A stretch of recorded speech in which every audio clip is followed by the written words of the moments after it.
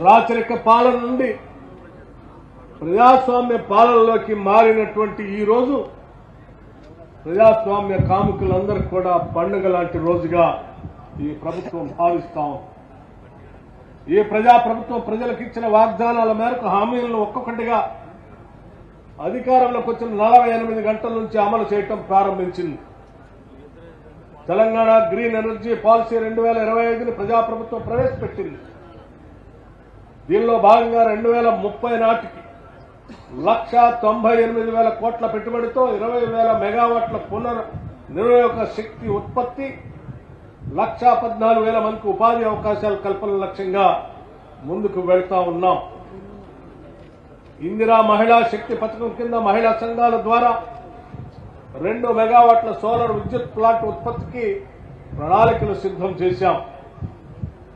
ఇందిరా సౌర గిరి జల వికాసం పథకం కింద 2025-26 ఆర్థిక సంవత్సరం కింద మన జిల్లాలోనే 550 మంది లబ్ధిదారులను ఎంపిక చేసి సోలార్ పంప్ సెట్లను ఏర్పాటు చేస్తూ ఉన్నాం.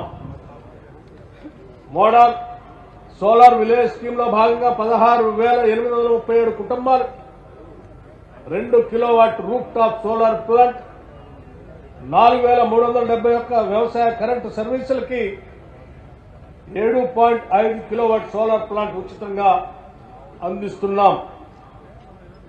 బోనకల్ మండలంలోని 22 గ్రామాలన్నీ ఈ కార్యక్రమం కింద ఎంపిక చేయటం వల్ల మోడల్ సోలార్ మండలంగా బోనకల్ మండలం ఏర్పడబోతా ఉంది. పేదలకు సంక్షేమ పథకాలు అందించడంలో రేషన్ కార్డుల పాత్ర చాలా కీలకమైనది.